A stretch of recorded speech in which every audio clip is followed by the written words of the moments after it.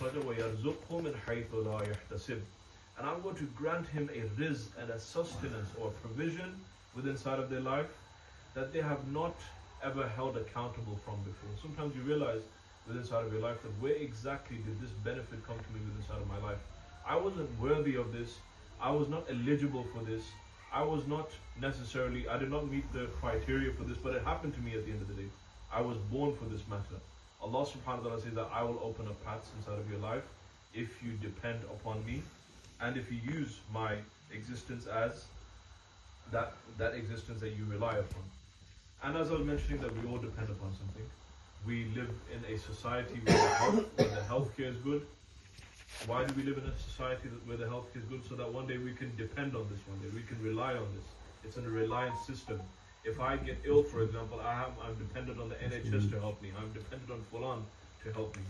Similar to that, as I said, Allah subhanahu wa ta'ala says, if you take one step towards me, I will open up these pathways within inside of your life. However, the agreement will not be betrayed by me.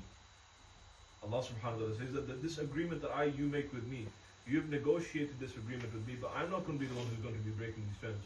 Because you are a human being, it is possible that you will be breaking this agreement within inside of your life. And we'll give an example over here. When you lease a car, when you'd like to go to the showroom and lease a car, the leasing company will tell you that if you would like to lease this car, you have to make your payments on a monthly basis. As long as you make these monthly payments, we will provide you dealership service, we will provide you insurance, and we will provide for all of the car parts that are related to you. And if you uphold this agreement, if you continue to remain committed to this, at the end we are going to give you a new car at the end of your lease agreement. Allah subhanahu wa ta'ala is also giving an offer to mankind of a similar thought. وَمَن يَتَوَكَّلُ عَلَى اللَّهِ فَهُوَ حَسْبُهُ. However, because we are people of Ahl Dunya, we are people who are born and we live within inside of a materialistic world, where whatever is visible to my eyes is the only thing that I understand within inside of my life. Whatever is apparent to my eyes is something that I only understand. Fire burns, water quenches thirst, food it extinguishes hunger, books and teachers, they provide knowledge, they provide ilm. These are the things that I know because I can visibly see with my eyes. However, the things that exist in the unseen world is something that is not apparent to my own eyes. So this exact concept of the unseen world becomes something of a blur, something that I do not understand within inside of my life. But within inside of our aqidah and our belief, we believe that the unseen world is stronger than the materialistic world. Hence why the fire does not burn Nabi Ibrahim alayhi salam.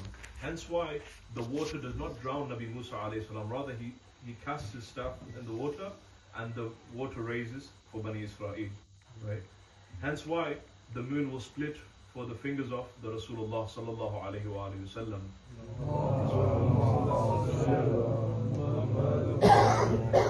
Hence why the knife doesn't cut the neck of Nabi Ismail alayhi salam. In Karbala, we'll give an example of Karbala. Right? There were 30,000 people who stood against Imam Hussein alayhi salam. From an outer perspective, from an outer dimension, it looks like a massacre on a piece of paper. 72 people were obliterated by 30,000 people and the tyrant of his time. But from an inner dimension, we'll come to realization that Imam Hussein alayhi salam, he lives until the day of Qiyamah, he is alive until the day of Qiyamah, and Yazid is the one who is ashamed until the day of Qiyamah. He's the one who is condemned until the day of Qiyamah. This is the inner reality and the inner perspective, and the outer, or is the zahir and the batin of something. Every single matter in this world has an inner dimension and an outer perspective from it as well.